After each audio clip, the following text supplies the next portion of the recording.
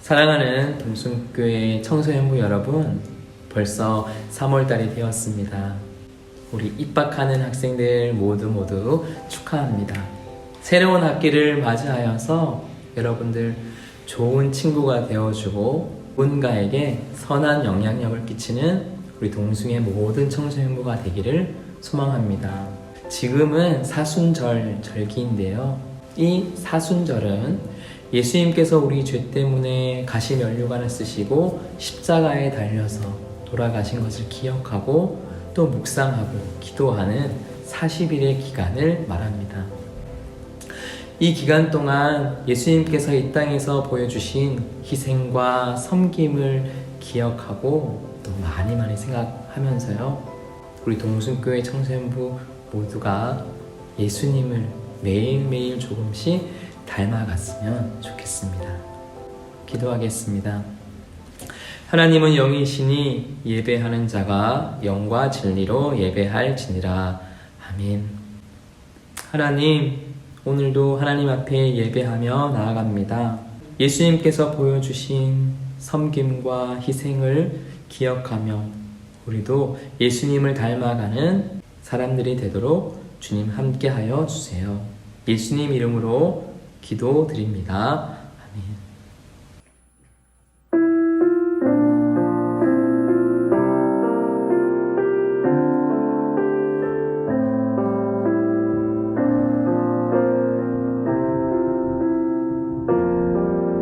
나는 하나님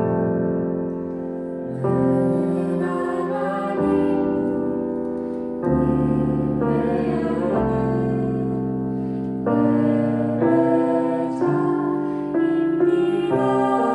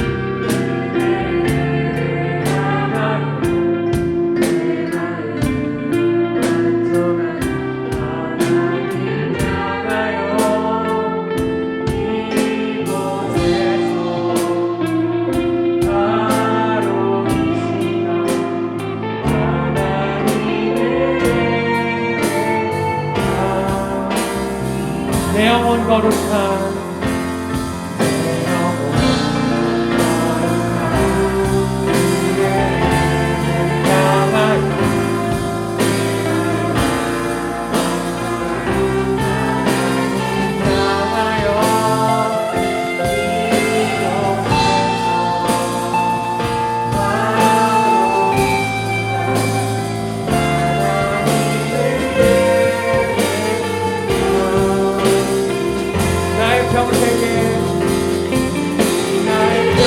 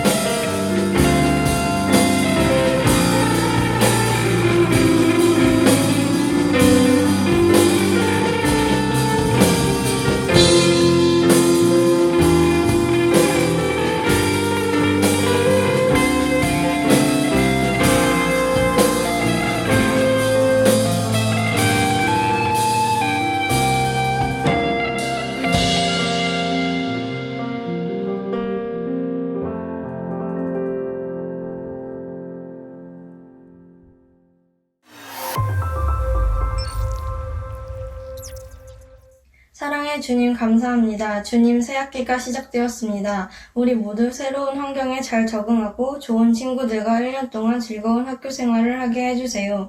오미크론 확산에 따라 온라인 예배가 지속되고 있습니다. 하루빨리 현장 예배를 드릴 수 있게 도와주세요. 온라인 예배를 드릴 때 은혜를 더 많이 내려주세요. 예수님의 이름으로 기도드렸습니다. 아멘.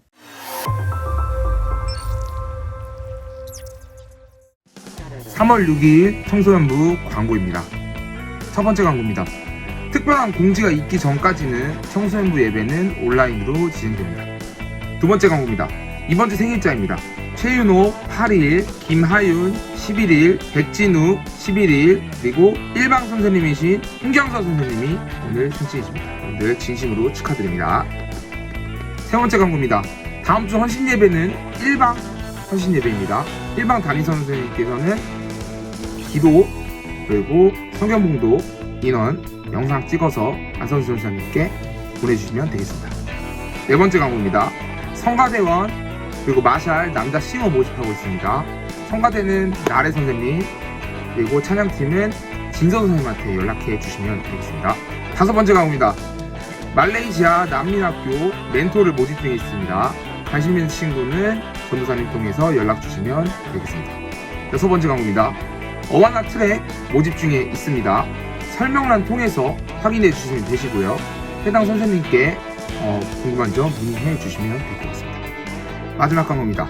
오늘 예배가 끝난 후에는 줌으로 사랑방 진행되어 오니 여러분들 줌으로 사랑방 참석해 주시면 되겠습니다. 간절기예요. 몸조리 잘 하시기 바랍니다. 광고는 여기까지입니다. 다음 주 봬요.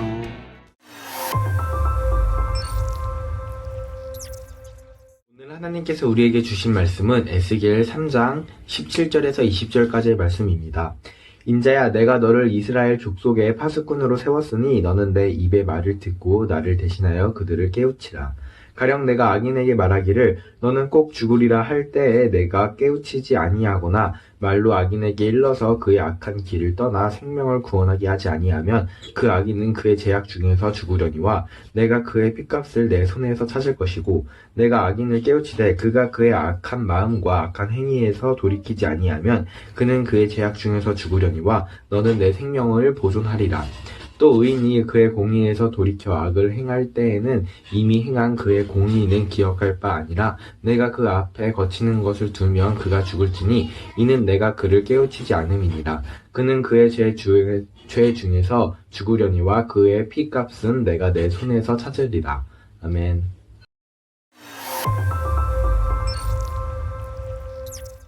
우리가 살아가는 삶은 항상 재미있고 또 흥미진진하지는 않잖아요. 그렇죠? 사실 학생의 삶은 재미없고 또 따분한 순간들이 더 많은 것 같습니다. 근데 우리의 이러한 진보한 삶에 모든 것이 재미있어지고 또 모든 것이 관심 가는 순간이 찾아옵니다. 그게 언제냐? 바로 시험 기간 때입니다. 시험 기간 또 시험을 위해 공부할 때 진짜 숨 쉬는 것만큼 재미있고 또 흥미진진한 게 없어요. 평상시 절대 안 볼 것 같았던 유튜브 채널을 정주행한다든지 그리고 또 시험을 준비하는 그러한 촉박한 상황 속에서 딴짓, 또 다른 과목 공부나 또 몸 때리는 것이 시간이 왜 이렇게 또 빨리 또 잘 가는지도 잘 모르겠습니다. 전사님은 이제 작년에 중요한 시험을 하나를 쳤습니다. 이제 미리미리 준비했으면 좋았겠지만 대충 공부하면 붙겠지 생각하며 또 공부를 미루다가 또 시험이 임박해 2주 전에 마음을 먹고 공부를 시작을 했습니다. 근데 이제 책상 앞에 앉아 또 책을 펼 때마다 왜 이렇게 또 고전 예능들이 또 고전 예능 짤들이 그렇게 재밌더라고요. 딱 책상에 앉아서 책을 펴고 마음속으로 이제 유튜브 하나만 보고 공부를 해야지 라고 마음을 먹고 유튜브를 켰습니다. 그리고 하나의 영상이 또 2개가 되고 또 2개의 영상이 4개가 되고 그러다 보면서 어느 순간 공부 한자를 안 했지만 1시간이 지나가 버리는 이제 지난 해가 기억이 납니다. 그렇게 또 시간이 증발해 버리니까 마음은 촉박해지고 또 꼼꼼하게 보고 넘어가야 할 내용들이 그저 이제 훑어서 이제 보고 또 시간이 모자라다 보니 몰라 어떻게 되겠지 하는 마음에 또 시험 공부를 던졌습니다. 그리고 아니나 다를까 또 시험 과목 중 하나를 낙방하게 되었습니다. 여러분들도 비슷한 상황들을 맞이하지 않나요? 이제 시험 기간마다 또 새롭게 덕질하고 싶은 존재가 생기지 않나요? 아니면은 이전에 스포츠 경기 혹은 게임 방송을 또 몰아서 보고 싶지는 않나요? 이게 혹시 전도사님에게만 그런 건가요? 진짜 공부를 재밌게 하는 친구들이거나 아니면 혹은 진짜 강력한 자기 통제력이 있는 사람이 아니라면은 보통 비슷한 경험은 이제 한두 번씩은 있을 거라 생각이 듭니다. 그런데 우리는 왜 이럴까요? 왜 이렇게 시험 기간마다 하고 싶은 것, 또 보고 싶은 것들이 많이 있을까요? 솔직히 얘기해서도 전도사님도 뭐 잘 모르겠어요. 근데 이로 인해 우리에게 찾아오는 결말을 이제 일반적으로 최악으로 치닫게 됩니다. 시험 기간 다른 것을 하느라 또 시간을 빼앗게 되면 막상 시험을 준비해야 하는 시간이 줄어들고 또 그리고 마음이 더 급해지다 보니 우리는 몰라 하면서 시험을 포기하고 다음 시험 잘 치면 되지 라고 생각하며 또 스스로 위로를 하며 딴짓을 하곤 합니다. 그리고 우리 슬램덩크 안 선생님의 말을 빌려 이야기하면 포기하면 편해지게 돼요. 우리는 공부할 때 이제 절대적인 양의 시간이 필요하다는 것을 너무도 잘 알고 있어요. 근데 우리가 딴짓을 하면서 이 시간이 없어지는 것을 알게 되었을 때 우리는 정신 승리를 하고자 또 포기하는 것을 택하게 됩니다. 이제 그래야 이제 마음이라도 편하니까 뭐 어떻게든 되겠지라는 생각에 우리는 던집니다. 근데 이게 그저 또 시험에만 그런 게 아니에요. 우리의 인간관계에서도 그렇고요. 더불어서 우리의 인생, 우리의 삶의 모든 영역에서도 그렇습니다. 예를 들면 이제 친한 친구랑 싸웠어요. 서로에 대한 악감정이 쌓이다 보니 결국 터져서 이제 진짜 세게 싸우게 된 거예요. 그렇게 한바탕 싸우고 나니까 조금 서운했던 것, 또 화났던 것들이 살 풀렸지만 이제 어색해져서 이제 먼저 다가가는 것이 그리고 또 먼저 사과하는 것이 쉽지 않다 보니 이제 어느덧 그 싸운 친구와의 관계를 포기하고 그냥 무시하면서 사는 거예요. 우리의 인생도 또 꿈이 있는데 그 꿈을 이루기 위해 계획도 세우고 또 그 계획에 성실히 실천은 해 나갔어요. 그런데 예상했던 대로 결과가 안 나오고 또 그리고 스스로 느끼기에 치명적인 실수와 또 실패를 했을 때 그로 인해 또 생각했던 꿈을 못 이루겠다라고 판단을 하면서 이제 포기하며 또 그저 될 대로 되라 라고 사는 사람들도 있어요. 이처럼 무언가 포기하고 이제 자족을 떠나서 진짜 막장으로 가는 그런 삶은 희망도 없고 오늘도 없고 내일도 없이 살아가게 되는 거예요. 이처럼 무엇을 포기하고 사는 것은 진짜 편해요. 쉬워요. 걱정도 없어요. 진짜 될 대로 되라의 삶을 사는 거예요. 그런데 여러분, 이 포기하는 삶에 어떠한 또 책임이 따릅니다. 특히 우리에게는 주어진 그리스도인의 역할을 포기할 때에는 편한 삶을 넘어 파국으로 치닫는 인생이 될 수도 있습니다. 오늘 우리가 읽은 에스겔 3장 17절에서 20절의 말씀이 바로 이 포기 이후에 오는 결과에 대해서 이야기하고 있습니다. 우리 한번 같이 봉독해 보겠습니다. 시작. 인자야, 내가 너를 이스라엘 족속의 파수꾼으로 세웠으니 너는 내 입의 말을 듣고 나를 대신하여 그들을 깨우치라. 가령 내가 악인에게 말하기를 넌 꼭 죽으리라 할 때에 내가 깨우치지 아니하거나 말로 악인에게 일러서 그의 악한 길을 떠나 생명을 구원하게 하지 아니하며 그 악인은 그의 죄악 중에서 죽으려니와 내가 그 핏값을 내 손에서 찾을 것이요 내가 악인을 깨우치되 그가 그의 악한 마음과 악한 행위에서 돌이키지 아니하면 그는 그 죄악 중에서 죽으려니와 너는 내 생명을 보존하리라. 또 의인이 그의 공의에 돌이켜 악을 행할 때에는 이미 행한 그의 공의를 기억할 바가 아니라 내가 그 앞에서 거치는 것을 두며 내가 죽을지니 이는 내가 그를 깨우치지 않음이니라. 그는 그의 죄 중에서 죽으려니와 그의 핏값은 내가 내 손에서 찾으리라. 아멘. 이 본문은 이제 하나님께서 에스겔을 선지자로 부르실 때 그에게 주어진 임무입니다. 에스겔이 감내해야 할 책임이었어요. 이제 당시 유다 백성들은 바벨론의 끊임없는 괴롭힘에 당하고 있었습니다. 바벨론은 호시탐탐 나라를 노리며 또 유다를 향해 침략 전쟁을 펼치고 있었습니다.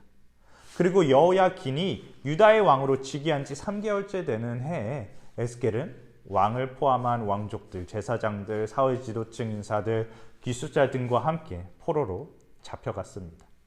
그리고 그 포로 생활 중에 먼 이국 땅에서 에스겔은 하나님을 환상 속에서 만나요. 그리고 많은 이야기들과 함께 하나님은 오늘의 본문을 에스겔에게 말씀하신 것입니다.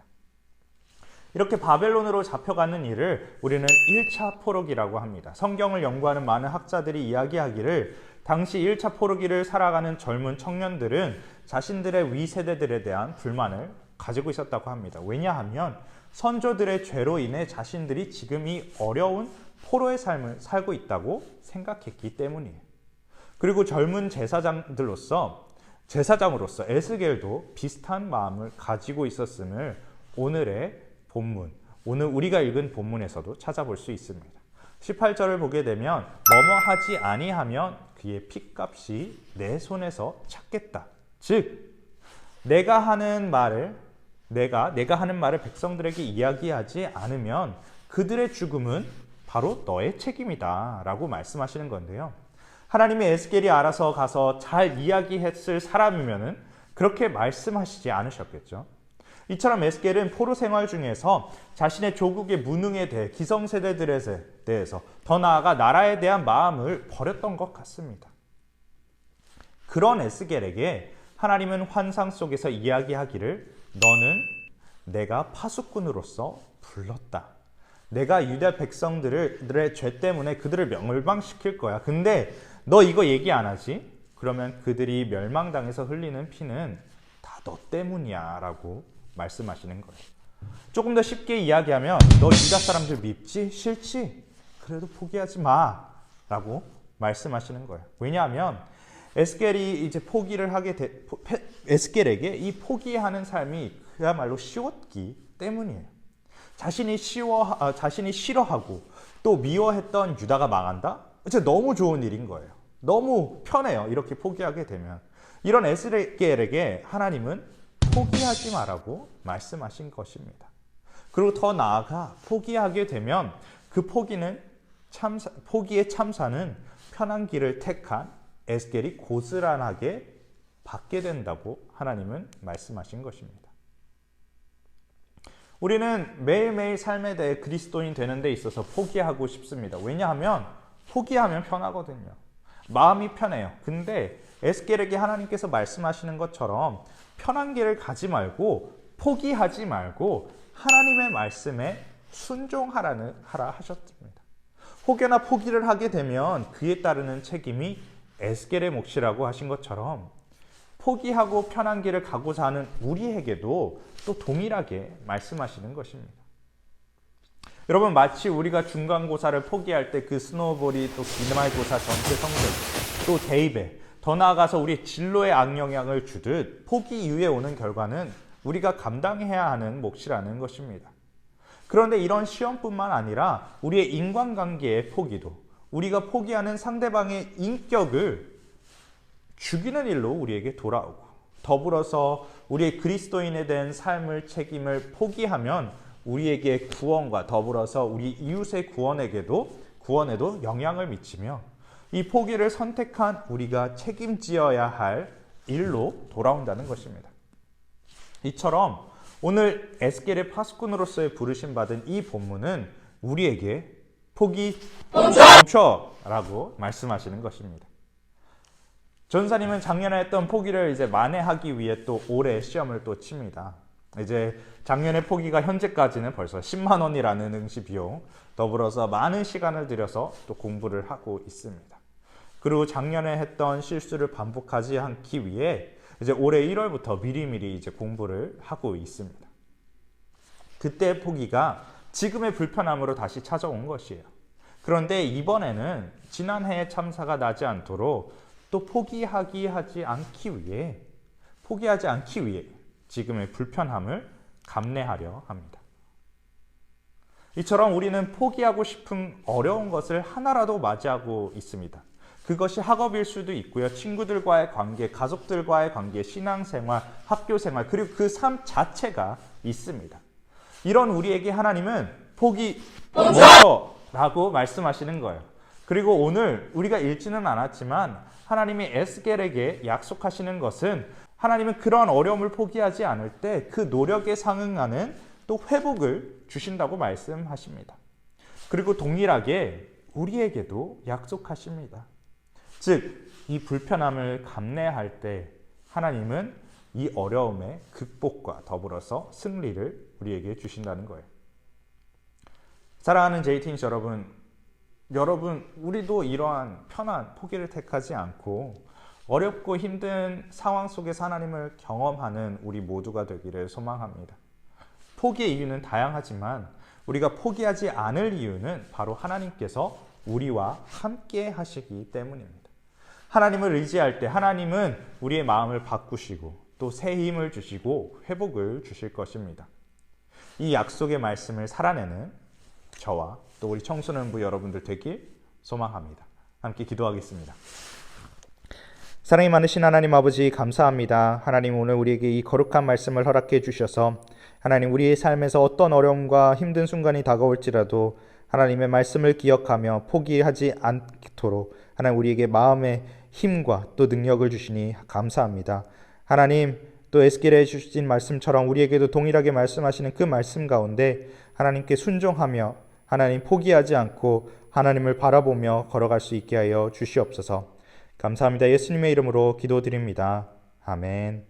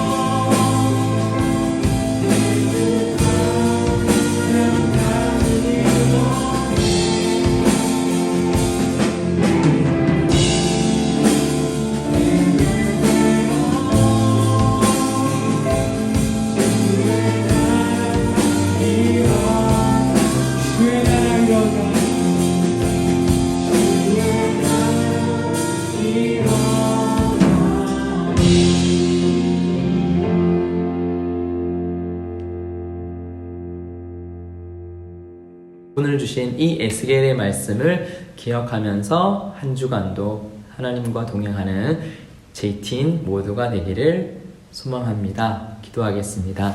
주 예수 그리스도의 은혜와 하나님 아버지의 크신 사랑과 성령님의 감화감동 교통하심이 하나님의 말씀대로 살아가기를 원하는, 하나님의 선한 영향력이 되기를 원하는 JT인 모든 공동체 한 사람 한 사람, 우리 모든 교사들의 가정과 일터 위에 이제로부터 영원토록 함께 하시기를 간절히 축원하옵나이다. 아멘.